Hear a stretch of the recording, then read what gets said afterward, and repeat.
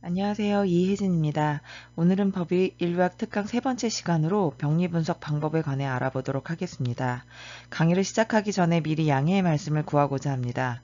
원래 강의 계획표에는 금주의 병리와 외상을 확인하고 마지막 주에 신원 확인에 관한 내용에 관해서 강의를 하려고 계획을 했었는데 분량의 문제를 고려해서 그리고 신원 확인 절차들이 현재까지 소개해드린 방법과 많이 중복되는 관계로 인해서 한 챕터로서 독립적으로 설명드리기 부족하지 않을까 하는 생각이 들어서 금주엔 외상 분석에 관해서 알아보고 차주, 마지막 주죠. 마지막 주에 병리 분석에 관해서 살펴보도록 하겠습니다. 이 점 양해를 부탁드립니다. 그럼 이제 본격적으로 외상 분석에 관해서 살펴보겠습니다. 순서는 보시는 바와 같이 외상 분석 방법 위주로 살펴보겠는데 첫째로 외상을 유발하는 폴스의 종류를 알아보고 외상의 종류, 외상을 일으키는 기전과 골절의 종류, 외상이 발생하는 시기 등 4가지 섹션으로 나누어서 살펴보도록 하겠습니다. 지금까지 법인류학에서 실종자 또는 사망자가 매장되었을 것이라 판단되는 지역을 조사하고 출토된 인골의 생물학적 프로파일을 수립하는 과정에 관해서 알아봤었는데 이번 시간과 다음 시간의 주제인 외상과 병리는 죽음의 원인과 방식에 관한 내용이 포함되어 있기 때문에 death, 즉 죽음과 직간접적으로 긴밀하게 연관된 주제입니다. 논리적으로 상상했을 때 외상에 의한 골절, 병리적 원인에 의한 다양한 질병들은 정상적인 상태로부터 이탈된 상태로서 그 정도에 따라서 사망에 이를 수도 있습니다. 따라서 출토인거를 대상으로 사망의 원인과 방식을 분석하기 위해서는 법의인류학자들이 골격에 잔존한 외상이나 병리적 특징의 징후들을 명확히 인지할 수 있어야 합니다. 외상이란 외부의 힘에 의해서 살아있는 조직에 발생한 병리적 카테고리로 정의됩니다. 이와 같이 큰 틀에서 보면 외상은 병리 소견 중 하나의 큰 섹션을 차지하고 있다고 볼 수 있습니다. 외상을 유발하는 외부적인 힘들은 매우 많고 다양할 수 있는데 일반적으로 사망과 연관되는, 즉 사망에 이르게 할 수 있는 무기들은 둔기, 화기, 예기 종류 등이 포함됩니다. 이처럼 무기로 사용될 수 있는 도구들 외에도 자동차나 기차, 항공기 사고 시 이들 물체의 단단한 겉면부 또한 외상을 유발할 수 있습니다.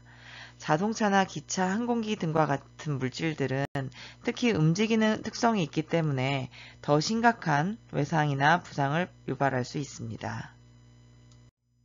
이번에는 외상이 발생하게 되는 기초적인 과정에 관해서 살펴보겠습니다. 골격에 충분한 힘의 충격이 가해지면 discontinuity, 즉 단절 현상이 발생되게 됩니다. 만일 이 단절 현상이 충격을 받은 골격을 완전히 통과하게 되면 fracture, 즉 외상이 발생을 하고 이 단절 현상이 불안정하게 되면 infraction, 이걸 균열이라고 말씀을 용어를 붙여도 될지 모르겠지만 어찌됐든 완벽하게 단절이 일어나면 fracture, 그렇지 않고 불완전하다면 infraction이라는 용어가 사용되게 됩니다. 그래서 이렇게 단절 현상이 발생되었을 때 이것이 나타나는 형태가 displacement와 lines, 이 두 가지 형태로 나타나게 됩니다. 이 두 가지에 관해서는 뒤에서 계속 설명을 드릴 수 있도록 하겠습니다. 먼저 디스플레이스먼트란 전위라고 설명을 할 수 있을 것 같은데 디스플레이스먼트 같은 경우는 연속되었던 골 표면의 연속성이 끊어졌을 때 발생하게 됩니다. 디스플레이스먼트를 보이는 전형적인 예시는 장골 일부가 완전히 골절되어서 특히 직접적인 타격을 받은 골격 일부가 그렇지 않은 골격부로부터 분리되는 경우를 생각해 볼 수 있습니다. 따라서 디스플레이스먼트는 골격의 연속성이 완벽히 끊겨버리는 현상이 주로 발생되게 됩니다. 이와 반대로 프랙처 라인은 골절선이라고 설명을 할 수 있을 것 같은데 충격을 받은 지점 근처로부터 시작이 되는데 이 선들이 골 표면 전반에 충격의 힘을 분산시키거나 소멸시키는 역할을 합니다. 이 라인들은 형태에 따라서 radiating, concentric 등 두 가지 종류로 분류됩니다. 그럼 외상을 유발하는 힘들의 특징에 관해서 살펴보겠습니다. 외상의 유형을 구분하기 위해서 골격 손상을 유발하는 세 가지의 대표적 특징에 관해서 이해해야 됩니다. 그것은 바로 방향, 속도, 초점입니다. 먼저 방향, 디렉션은 외부적 힘이 골격에 닿는 방향을 의미합니다. 속도는 정도에 따라서 동적, 정적으로 구분됩니다. 포커스, 초점은 충격을 가하는 힘이 미치는 골 표면의 크기를 의미합니다. 바로 뒤에서 하나씩 살펴보도록 하겠습니다. 먼저 힘의 방향, Direction of Force에 관해서 살펴보겠습니다. 골격이 부러지는 형태적인 특징은 골격에 영향을 미치는 힘의 방향에 따라서 달라집니다. 따라서 오트너와 푸처는 텐션, 컴프레션, 토션, 밴딩, 쉬어링 등 골격의 단절을 유발하는 5가지 방향을 분류했습니다. 이 방향들은 서로 다른 속성을 가지고 있어서 골격이 다양한 형태로 골절되도록 합니다. 따라서 외상 분석에서 이러한 힘의 방향이 골격 외상에 미치는 효과들을 이해하는 것이 중요합니다. 첫째로 텐션, 장력입니다. 장력은 대개 긴 축을 따라서 골격을 잡아당기는 힘인데 골격이 부러질 정도로 충분한 힘을 가지고 있습니다. 장력으로 인해 잡아당기는 힘이 힘줄을 통해서 뼈에 전달될 때 디스로케이션, 우리가 잘 알고 있는 탈구가 발생하는 경우가 매우 흔합니다. 두 번째로 컴프레션, 압축입니다. 컴프레션은 단어의 느낌에서도 알 수 있듯이 골격을 꾹 눌러서 골격의 단절이나 골절선의 생성을 유발합니다. 단절이 발생하는 것이 완전할 수도 있고 불완전할 수도 있는데 특히 골절선이 유발되는 경우가 많고 골절선의 범주가 매우 넓을 수 있습니다. 컴프레션 폴스의 영향은 두개골에서 가장 흔하게 관찰되는데 사지골의 경우라도 골격 겉질의 표면이 안쪽으로 이동하는, 즉 안쪽으로 푹 들어가는 경우에 컴프레션 포스의 영향을 추정할 수 있습니다. 간혹 이동된 골격부 형태가 골격을 유발한 도구의 형태대로 나타나는 경우가 있어서 그런 경우에는 어떤 무기로 인해서 이 컴프레션이 일어나서 충격을 받았는지 유추를 해볼 수도 있습니다. 세 번째는 토션, 비틀림입니다. 토션 폴스는 교통사고와 같은 사고에 의한 외상의 유형에서 매우 흔하게 관찰됩니다. 토션의 영향으로 한쪽 골단부는 정지되어 있는 반면에 다른 쪽 골단부는 비틀린, 즉 트위스트된 형태로 나타납니다. 따라서 영향을 받은 골 표면과 그것과 연결된 선들이 장축을 따라서 나선형으로 떨어지는 경우가 많습니다. 토션 폴스에 의한 외상은 스키 사고, 자전거 사고 등 장골의 외상에서 매우 흔한 편입니다. 네 번째는 밴딩, 휨입니다. 골격의 외상을 유발하는 5가지 힘의 방향 중에서 밴딩이 가장 흔한 유형입니다. 밴딩은 긴 축을 따라서 거의 직각으로 골 구조물에 영향을 미치기 때문에 골격의 단면을 따라서 부러지게 됩니다. 간혹 충격 지점이나 또 그 반대 지점에 골절선이 형성되기도 합니다.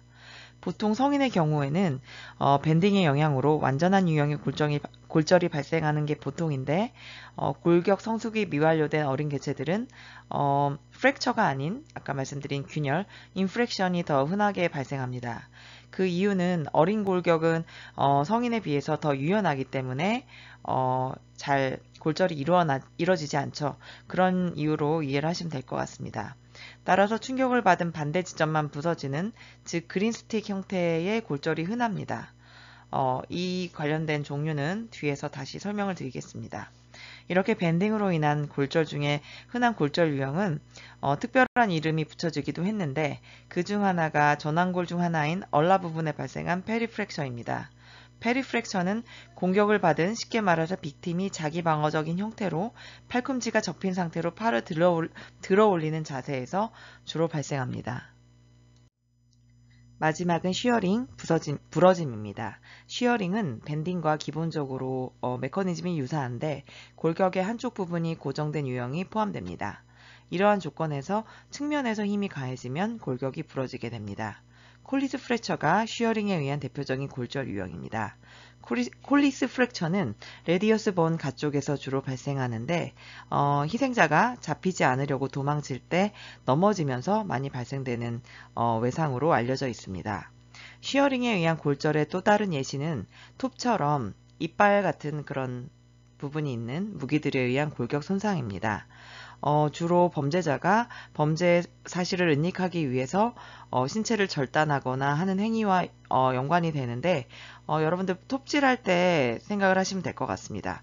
톱질을 할 때 한쪽 끝은 움직이지 못하게 고정을 시키고 또 한쪽 끝을 이렇게 자르는 반대쪽 끝을 자르는 이런 것들이 이 쉬어링 힘의 방향에 의한 것이라고 생각을 하시면 이해하실 수 있을 것입니다.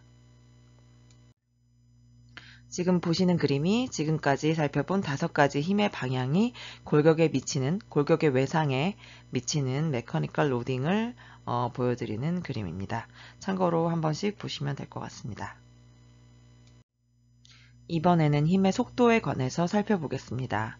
오트너와 푸처는 다양한 범죄에 놓인 속도들을 다이내믹, 스태틱, 이렇게 극단적인 크게 2가지 종류로만 분류를 했습니다. 동적 속도의 힘은 굉장히 갑작스럽고 빠르게 전달될 힘을 의미하는 반면에 정적 속도는 천천히 가해지는 힘을 의미합니다.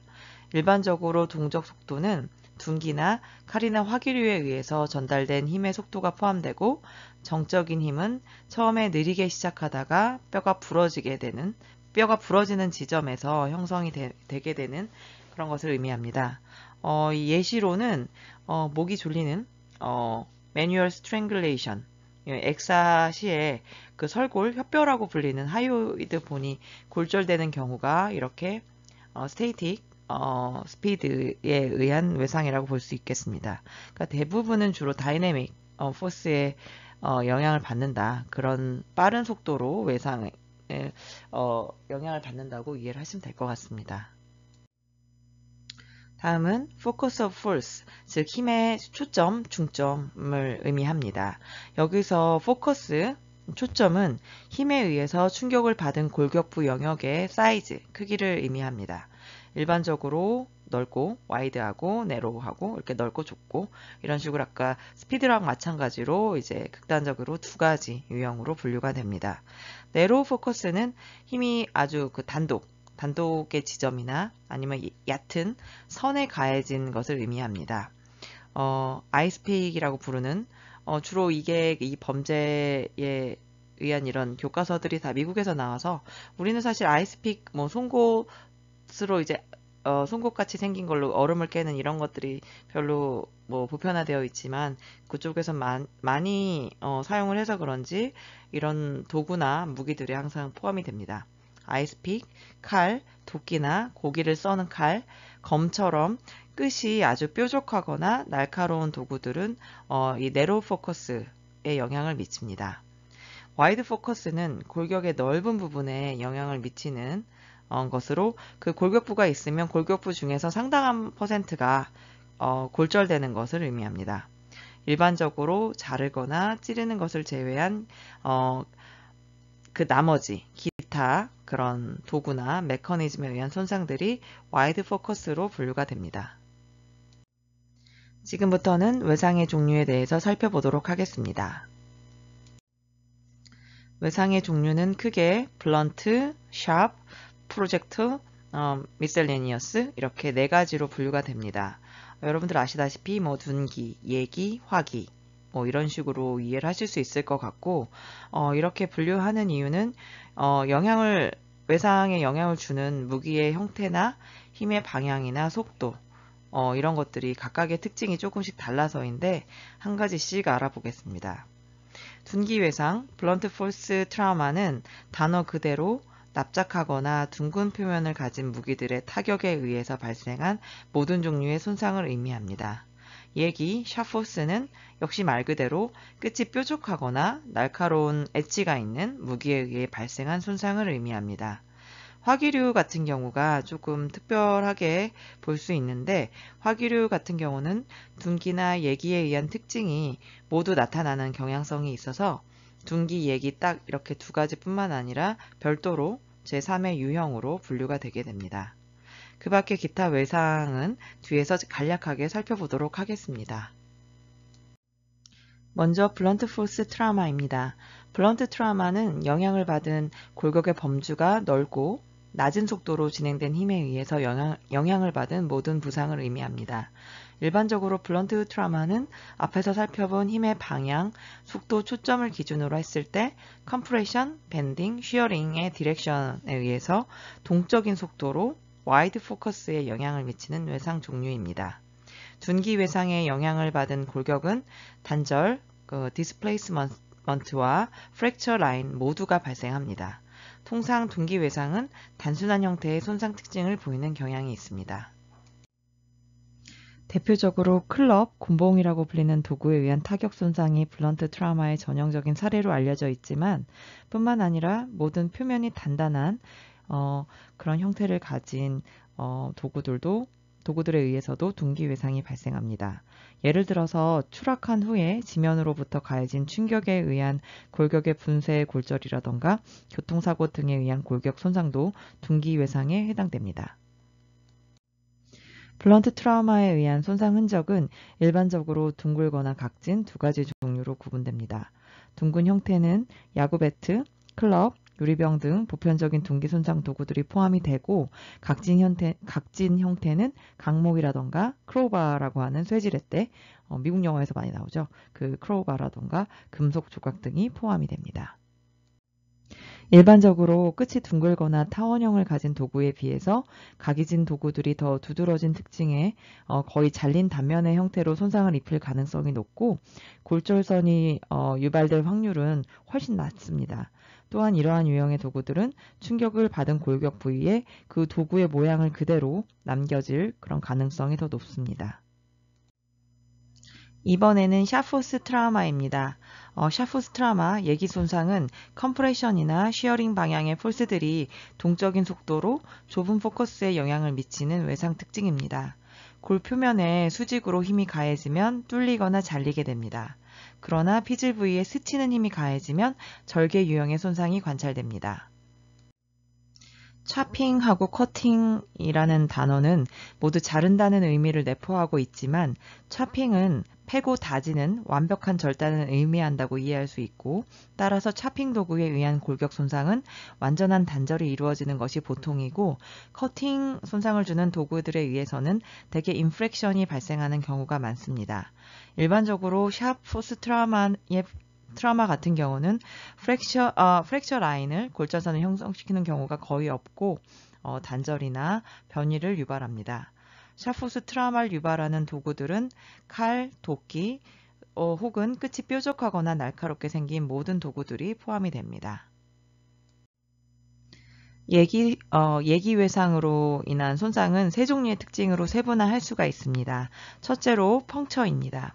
펑처 운드는 뾰족한 도구의 힘이 골 표면에 수직으로 가해질 때 형성됩니다. 대개는 충격을 받은 지점이 움푹 들어가거나 자국이 남고 작은 조각들이 부러진 골격 안쪽으로 들어가게 됩니다. 단면을 보게 되면 이 손상 흔적들이 대체로 원뿔 모양을 하고 있고 둥근 형태부터 구부러진 구덩이의 형태까지 양상이 매우 다양합니다. 손상이 되는 깊이는 도구의 특징과 힘의 에너지의 정도에 따라서 다양하게 나타납니다. 다음은 인시전, 절개입니다. 절개는 보통 찌르는 행위에 의해서 발생되지만 이러한 종류의 손상은 골격 피질의 표면을 가로질러 끌어당겨진 샤포스에 의해서 형성이 되기도 합니다. 절단부는 너무 얇아서 단순한 선으로 나타날 수도 있고 클레프트와 유사하게 V자 형태를 보일 수도 있습니다. 마지막으로 클레프트, 갈라짐 또는 쪼개짐입니다. 클레프트는 길고 날카로운 단면을 가진 무거운 도구의 힘이 수직으로 가해질 때 생성됩니다. 그 결과로 인해서 생성된 손상은 골격 외부를 관통하는 V자의 너치 형태가 대부분입니다. 이 손상이 유발되는데 필요한 힘이 크고 무거운 도구들의 하중 때문에 클레프트는 1차 충격을 받은 부위로부터 매우 광범위한 골절선이 형성되게 됩니다. 이번에는 프로젝틀 트라우마입니다. 프로젝틀 트라우마는 화기류에 의한 외상이라고 보시면 될 것 같은데 화기류에 의한 손상은 고유의 독특한 특징 때문에 외상의 별도 범주를 구성한다고 앞에서 말씀을 드렸습니다. 화기류의 충격을 받은 골격 부위는 일반적으로 완전한 단절이 발생을 하면서 디스플레이스먼트와 프랙처 라인 모두가 생성이 됩니다. 영향을 받는 방향은 대개는 컴프레시브 디렉션이지만 간혹 밴딩 디렉션의 영향을 받기도 합니다. 속도는 당연히 다이내믹하고요. 포커스는 시작 부분에서는 되게 작게 시작을 하지만 화기류가 골격을 통과하면서 신체를 통과하면서 영향을 미치는 포커스가 점차 더 넓어지게 됩니다. 이것은 총을 생각해 보시면 될 것 같습니다. 총알이 골격을 통과하는 사입구는 대개 총알 구경의 크기 정도로 작고 좁지만 사출구의 크기는 훨씬 큽니다.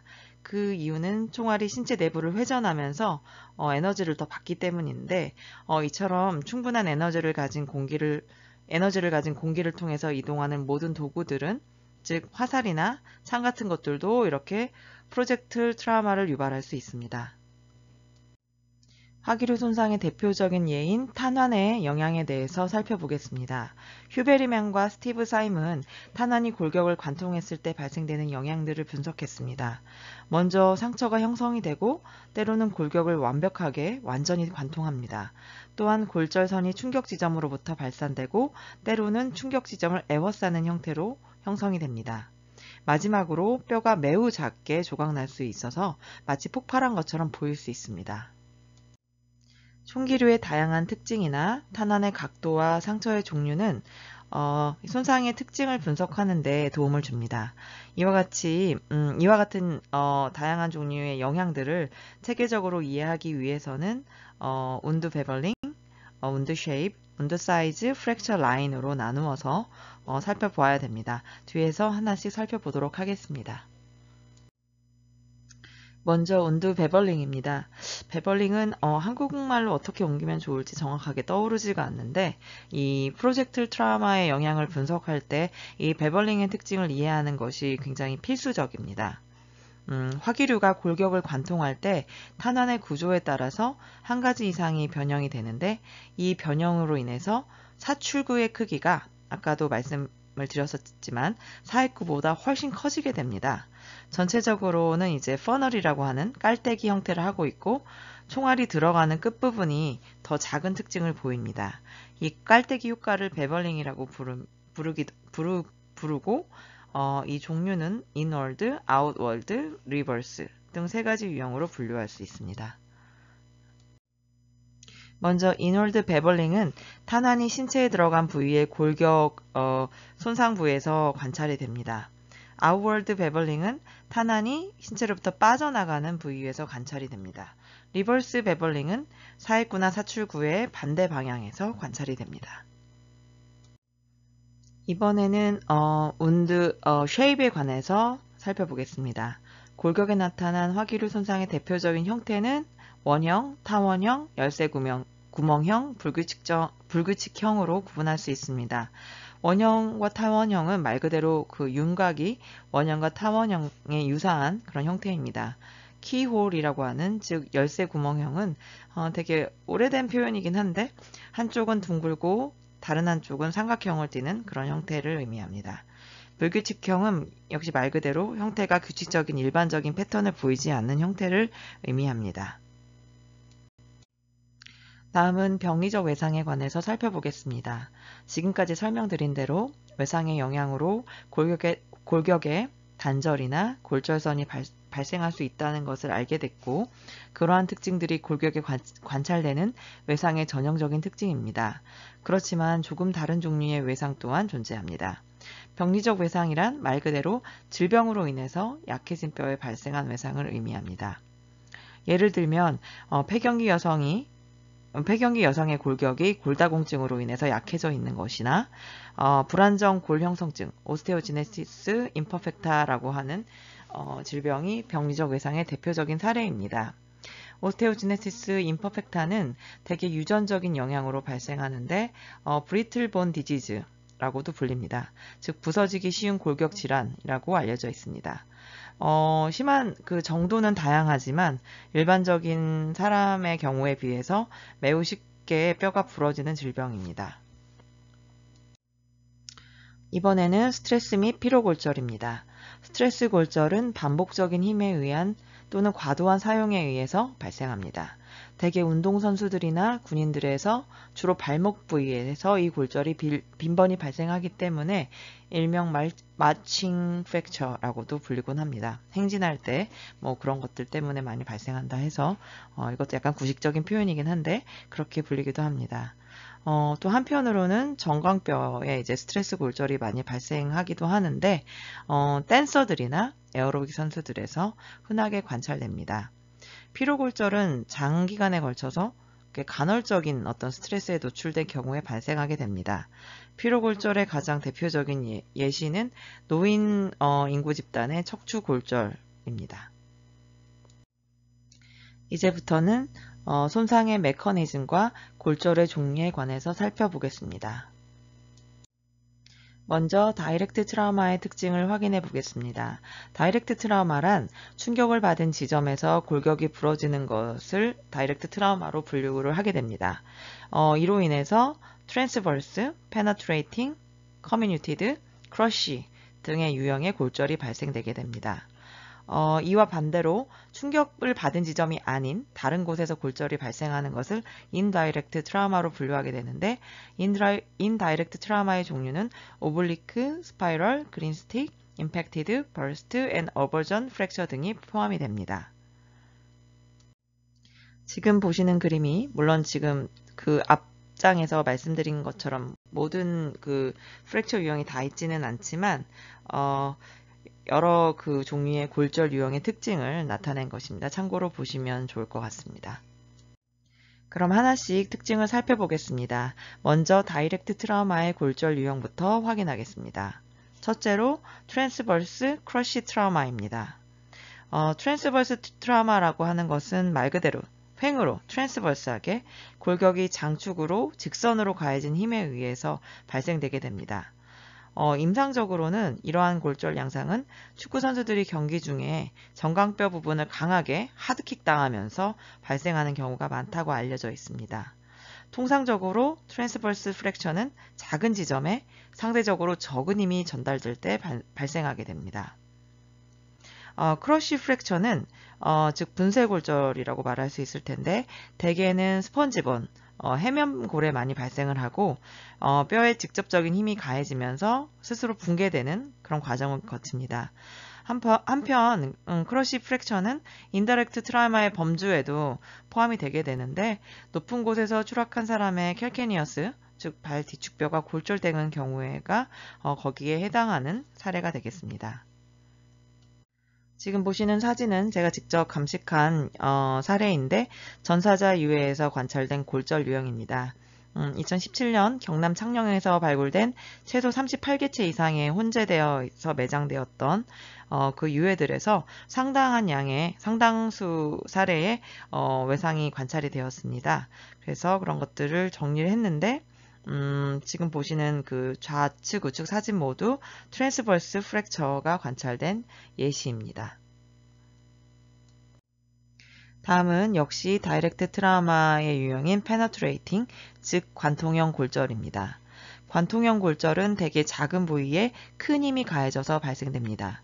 고고학적 정황에서 관통형 골절은 도끼나 검의 날 부분이나 머스킷 장총의 충격에 의해서 유발된다고 알려져 있습니다.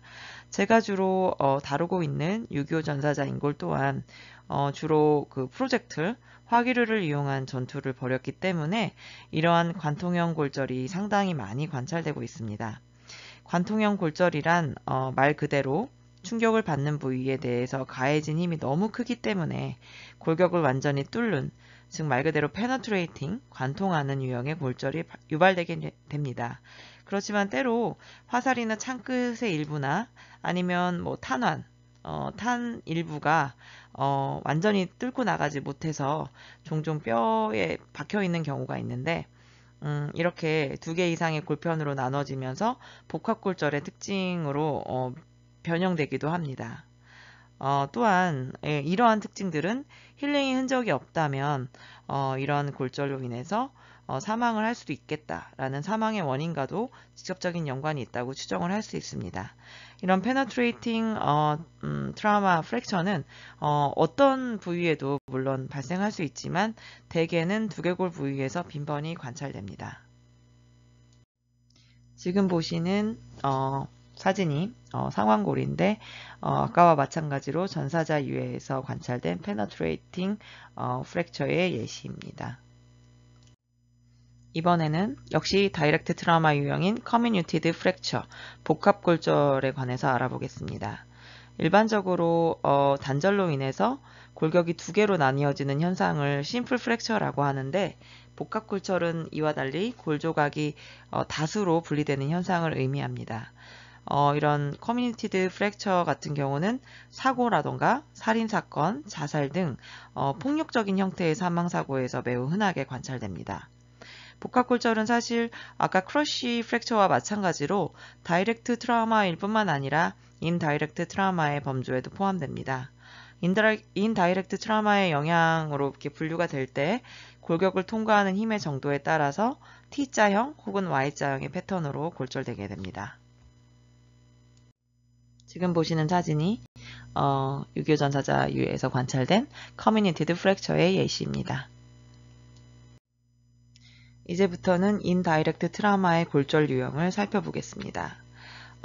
오블리크 스파이럴 프랙처에 대해서 알아볼 텐데, 오블리크 프랙처라는 것은 골격 몸통부를 약 45도의 각도로 통과하게 됩니다.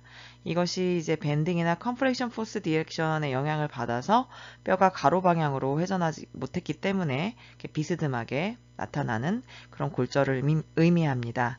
스파이럴 프랙처 같은 경우는 나선형 골절인데, 이 스파이럴 프랙처는 골격에 과도한 토션의 힘이 가해질 때 발생하게 됩니다. 장축을 따라서 나선형으로 회전을 하게 되면서 축선 주변으로 비스듬한 형태의 골절이 발생하게 되는 그런 형태를 말합니다. 오블리크와 스파이럴 프랙처는 굉장히 봤을 때 두 형태가 좀 유사해서 간혹 이렇게 혼동하기 쉬운데, 스파이럴 같은 경우에는 정말 좀 더 3차원적으로 더 나선형으로 이렇게 돌면서 회전하는 그런 형태가 더 강하다고 설명드릴 수 있을 것 같습니다. 지금 보시는 그림들, 사진들이 전사자유에서 역시 마찬가지로 관찰된 외상의 예시인데, 좌측 그림이 이제 오블리크 프랙처의 예시이고 우측이 스파이럴 프랙처의 예시입니다. 굉장히 유사하지만 조금 양상이 다르다는 것을 알 수 있으실 겁니다. 이번에는 버터플라이와 세그멘탈 프랙처에 관해서 알아보겠습니다. 앨리슨 갤로웨이는 버터플라이, 세그멘탈 프랙처 등 두 개의 특별한 골절 유형을 추가로 분류를 했습니다.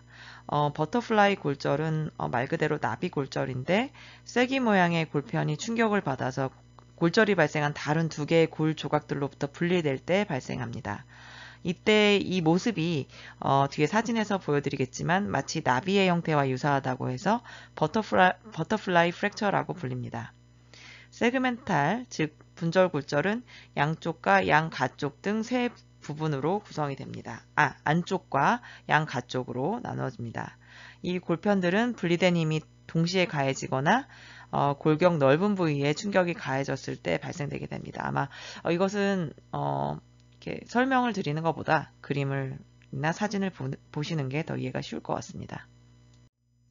지금 보고 계시는 그림이 이제 버터플라이 프랙처의 예시인데, 좌측의 사진, 좌우측에 있는 사진은 전사자 유해에서 발생한 버터플라이 프랙처의 예시고, 중간에 방사선 사진은 제가 웹에서 검색을 해서 이제 나비 모양의 그 형태를 보여드리기 위해서 준비를 했는데, 지금 보시는 것처럼 나비가 날개를 쫙 펼친 것처럼 그 앞에서 충격을 받아서 골절이 발생한 한 부위가 있고, 그 부위가 그 옆에 양옆에 있는 다른 조각들로부터 떨어져 나가면서 분리되면서 이러한 양상들이 발생을 하게 되는데, 그 양옆의 모습이 마치 나비 같은 그런 모습으로 형성이 된다라는 것을 아실 수 있을 것입니다. 좌측 같은 전사자유의 사진 중에서 좌측 같은 경우는 거의 완벽한 형태로 버터플라이 프랙처가 형성이 된 거고, 우측에 있는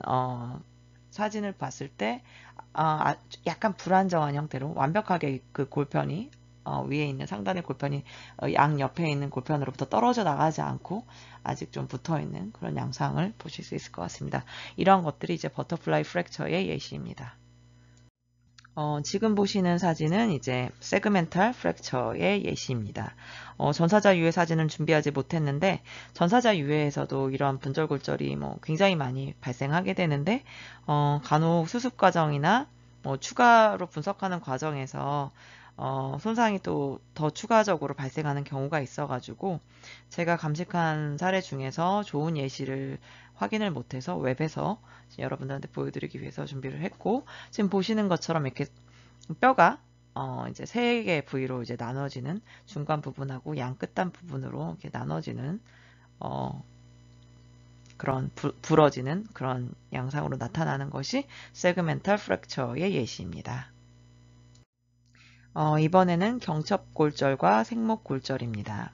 이러한 유형의 골절은 불안정 형태의 단절이 발생해서 골절의 영향을 받은 골격 부분이 원래 뼈 부분에서 완벽하게 분리되지 않고 계속 붙어있는 형태로 나타나는 그런 현상입니다. 경첩, 힌지라고 하는 거는 이제 여자분들 잘 아실 텐데, 예를 들어서 화장품, 화장을 하는, 메이크업 하는 걸 생각을 하시면은 그런 파운데이션이나 이런 거 바를 때 이렇게 열면 그 용기가 열면 열리지만 완전히 그 분리되지 않는 그런 것들을 이제 경첩이라고 하는 거를 아실 겁니다. 그런 것처럼 이 힌지 프랙처라고 하는 것을 이제 완벽하게 부러지긴 했는데 이게 완벽하게 떨어져 나가지 않고 계속 약간 덜렁덜렁한 느낌으로 붙어 있는 그런 거라고 생각을 하시면 될 것 같습니다. 그린 스틱 프랙처도 양상은 같습니다. 생목골절이라고 하는데 이것도 나뭇가지가 이렇게 부러졌을 때 완벽하게 부러지지 않은 그런 것들에서 이제 이름이 유래된 걸로 알고 있는데 이렇게 완전히 골절이 일어났지만 완전히 분리되지 않는 그런 형태를 이탈되지 않은 그런 상태를 의미합니다. 이런 종류의 골절들은 성인에 비해서 골격이 굉장히 유연한 어린아이들에서 빈번히 관찰되는데 이렇게 그린 스틱 프랙처의 대표적인 예는 분만 중에 태아, 즉 이제 신생아일 수도 있겠죠. 신생아의 쇄골에서 발생한 골절입니다. 그 엄마 산도의 너비가 태아의 양쪽 어깨의 봉오리 너비에 비해서 좁을 경우에 발생하게 됩니다. 지금 보시는 그림이 생목골절의 예시입니다. 화살표 부분에 보이시는 것처럼 충격을 받은 골격 부위가 완전하게 떨어져 나가지 않고 계속 붙어있는 형태로 관찰이 됩니다. 지금까지 설명드린 외상의 메커니즘에 매치되지 않는 외상 유형들은 기타 범주로 분류가 됩니다. 기타적인 외상 유형에는 동적, 정적 압력에 의한 외상이나 화학물질이나 열 손상에 의한 외상도 포함이 됩니다. 이번에는 프랙처 라인에 대해서 살펴보겠습니다.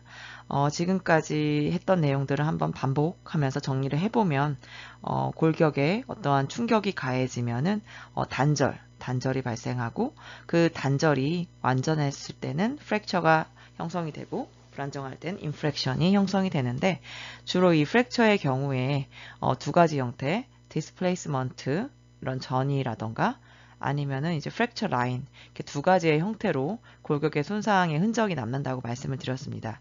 지금까지 봤던 프랙처의 어떤 타입 같은 앞에 버터플라이, 트랜스버스 이런 것들은 어찌 보면 디스플레이스먼트를 나타내는 거라면 지금부터는 이제 프랙처 라인에 대해서 살펴보도록 하겠습니다.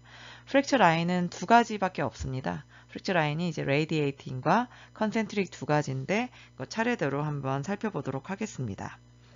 먼저 이제 radiating fracture, 이 방사형 골절선인데, 이 방사형 골절선이 가장 흔한 형태로 나타나는 것이고, 이것은 힘이 가해진 부위로부터 바깥쪽 방향으로 아주 불규칙적이지만 썬버스 형태로 쫙 퍼져나가는 그런 특징을 보입니다. 이와 같은 패턴으로 인해서 방사형 골절선의 중심부는 충격 지점이 어디인지를 이제 나타내 줍니다. 지금 아래 사진을 보시면 그 radial fracture라고 되어 있는 이 선들이 있죠. 마치 거미줄처럼 이제 두 가지 프랙처 라인들이 그려져 있는데 위에 있는 쫙 옆으로 거미줄처럼 퍼져나가는 이런 것이 이제 방사형 radiating fracture 라인이 되겠습니다. 이번에는 concentric fracture line입니다. 이 동심원형 골절선 같은 경우는 특히 화기류 손상에 있을 때 총기 같은 영향을 생각을 하시면 될 것 같은데, 그런 경우에 빈번히 관찰이 되는데, 충격을 받은 부위 주변으로 동심 원형으로 고리가 형성이 됩니다. 그래서 이것을 훅 골절선이라고도, 훅 프랙처 라인이라고 부르기도 합니다. 그래서 골격 표면의 안쪽이나 바깥쪽이 구부러지거나 휘면서 형성이 됩니다. 보시는 것처럼 이 아래 사진 보시면 컨센트릭 프랙처 같은 경우는 이제 둥그렇게 이제 고리를 형성하듯이 해서 충격을 받은 부위 주변으로 퍼져나가는, 주변으로 이렇게 동그랗게 형성되는 그런 라인을 구축하게 됩니다. 이렇게 프랙처 라인은 대표적으로 두 가지가 있다고 기억을 하시면 될 것 같습니다. 이제부터는 손상의 메커니즘과 골절의 종류에 관해서 살펴보겠습니다. 골격 손상을 분석할 때 가장 중요한 주제 중에 하나가 그 사망 시점과의 인과관계입니다.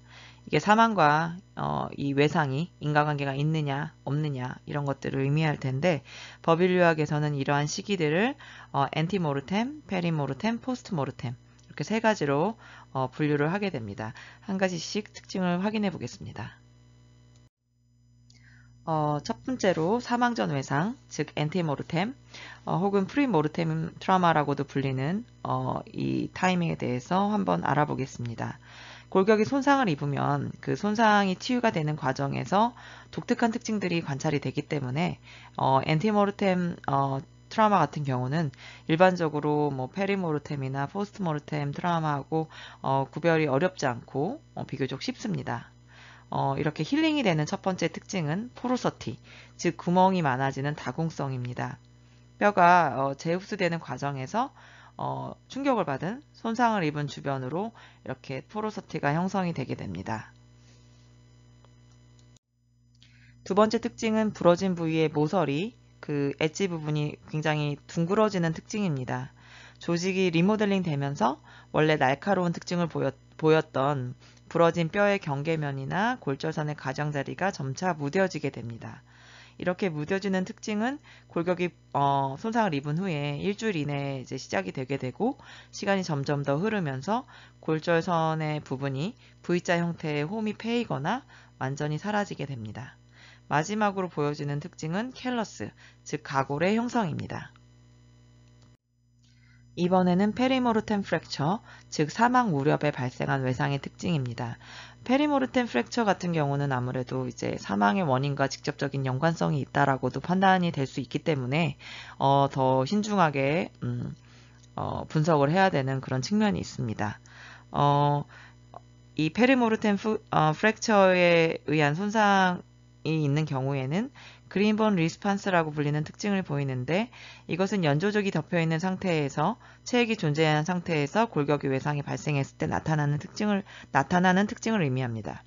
일반적으로 그린본의 상태에 있을 때에는 사후에 외상이 발생한 건조한 골격에 비해서 더 잘 구부러지거나 빨리 회복되는 특징을 보입니다.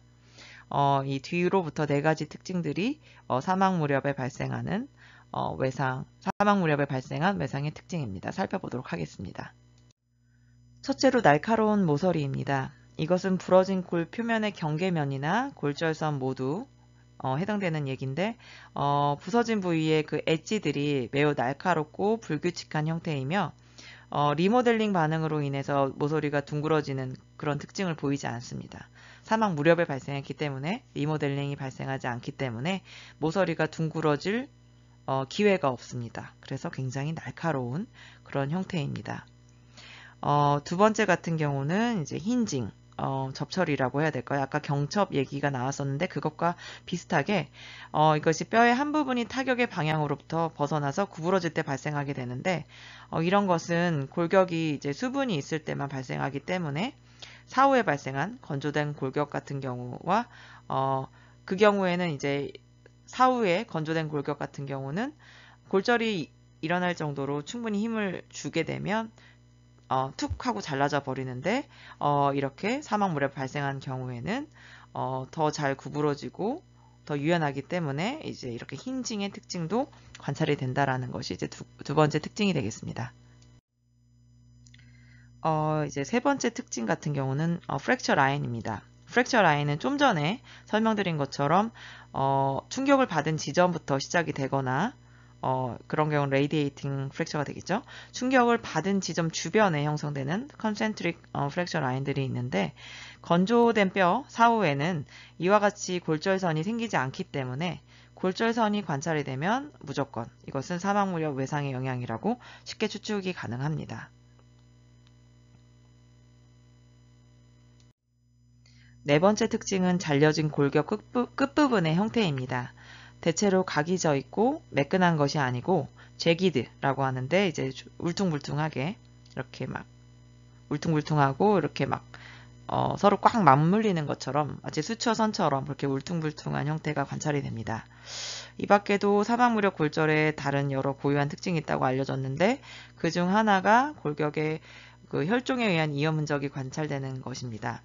근데 솔직히 제가 지금까지 경험적으로 관찰한 바에 의하면 이렇게 뭐 혈종의 이염이 나타나고 이런 경우는 좀 드물다고 볼 수 있을 것 같습니다. 물론 저 같은 경우에는 사망한 후에 최소 50년 이상 경과한 인골들을 주로 다루기 때문에 제가 못 본 것일 수도 있고, 그래서 표준이라고 말씀드리기는 어렵겠지만, 한편으로는 전사자 인골이라는 특성이 있어서 외상이나 뭐 그런 특히나 사망의 원인을 제공해야 하는 사망 무렵 발생한 화기류 외상은을 상당히 자주 보기 때문에 경험적 특징에 대해서는 좀 더 자신 있게 말씀드릴 수 있을 것 같습니다. 사망 무렵 외상에서 가장 특징적인 것은 위에 말씀드린 것처럼 골절선이 있느냐 없느냐, 있다면 이제 사망 무렵에 발생한 것이라고 말씀을 드렸고, 부러진 부위에 매끈하지 않고 재기드한 단면, 그리고 또 한 가지는 깨어진 부위의 색이 주변의 골격부보다 더 밝거나 어둡지 않고 굉장히 균일한 같은 정도의 색을 보인다라는 것 정도로 정리할 수 있을 것 같습니다. 뒤에서 바로 다시 설명을 드리겠지만, 사망 무렵 외상과 사후 외상은 때로는 구분하기가 매우 어려운 경우도 있습니다. 하지만 이렇게 두드러진 고유의 특징을 염두에 두고 또 이런 기타 골절부 근처에 있는 다른 골격부들의 어떤 형태라던가 그런 것들을 잘 관찰을 하면 이제 사망 무렵 골절의 분석이 가능하리라고 생각이 됩니다. 이번에는 포스트모르템 트라우마, 사망 이후에 발생한 외상입니다. 포스트모르템 트라우마 같은 경우는 엄밀히 말해서 사망 이후에 발생되기 때문에 외상으로 분류하기가 조금 애매한데, 법인류학에서 사후 외상을 분석하는 것이 이제 사후 변성학적인 골격 변화와 연계해서 매우 중요하기 때문에 이 부분에 대해서도 살펴보도록 하겠습니다. 제 개인적으로는 개체의 그 사망 이유를 표현하는 것이어서 포스트모르템 프랙처라기보다 저는 포스트모르템 본 데미지라는 표현을 즐겨 씁니다. 사망 이후로부터 골격이 발견되거나 수습되는 시간, 그 간격 동안에 굉장히 많은 요인에 의해서 골격의 상태가 변화가 되게 됩니다. 심지어는 발굴하거나 이송하는 과정에서도, 또 제가 분석을 하는 과정에서도 이러한 손상이 발생되기도 합니다. 이러한 과정들을 아까 말씀드린 것처럼 법인류학에서는 법의 사후 변성학, 포렌식 타포넘이라고 해서 많은 연구와 분석이 이루어지고 있습니다. 사망 이후 발생한 외상의 특징은 사망 무렵 발생한 외상과 반대의 경향성이 있다고 생각하시면 이해가 빠를 것 같습니다. 사후에는 골격이 충분히 건조되기 때문에 충격을 받아도 골절선이 생성되지 않고, 또한 유연성이 없기 때문에 그린스틱 프랙처 같이 골절된 골격 일부가 여전히 남아있는 그런 경우가 없습니다. 충격을 받게 되면 탁 하고 깨지거나 부서져 버릴 가능성이 매우 높습니다. 그리고 깨진 부분의 끝부분이 사망 무렵 골절 같은 경우는 아까 말씀드린 것처럼 재기드, 울퉁불퉁했다면 사후 외상의 경우는 매끈한 경우가 많고, 당연히 힐링의 흔적은 관찰되지 않습니다. 마지막으로 깨진 골격부 단면의 색깔이 영향을 받지 않은 부위랑 비교했을 때 서로 다릅니다. 아까 페리모르템 트라우마 같은 경우는 영향을 받아서 깨진 부분이나 남아있는 부분이나 그 단면의 색이 거의 일정하고 고르다고 말씀을 드렸었는데, 사후 외상의 경우에는 깨진 부분의 단면 색이 잔여한 골격 부분보다 대체적으로 훨씬 밝은 흰색의 어떤 그런 특징을 보입니다.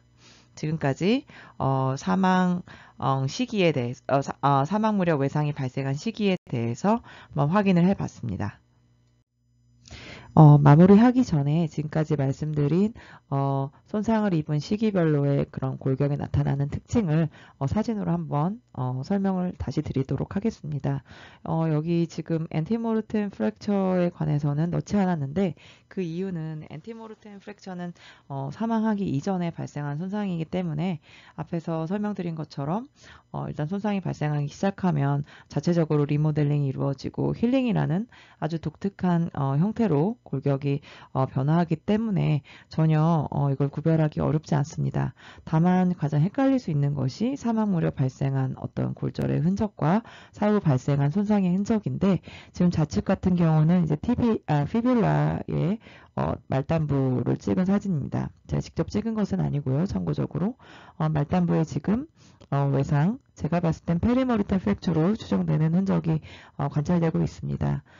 그런데 이 유형까지도 버터플라이 프랙처의 유형을 띠면서 불안정한 형태이지만 그렇게 이런 특징은 이제 사망 무렵 발생한 골절의 특징이라고 볼 수 있고 우측 같은 경우는 피머의 끝부분으로 보이는데 이것은 아주 전형적인 포스트모르템 데미지로 보입니다.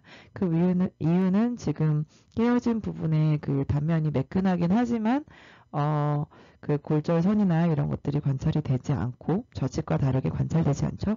그리고 그 단면 부분이 잔여한 다른 부분하고 색깔이 되게 다르기 때문에 이것은 같은 시기에 이렇게 깨진 것이 발생하지 않았다. 사후에 발생했다라는 것을 보여주는 반증하는 그런 증거가 되겠습니다. 그래서 더 밝은 색을 띠기 때문에 그리고 단면이 재기대한 것이 아니라 매끈하고 골절선이 관찰되지 않고 탁 깨진 느낌이 드실 겁니다.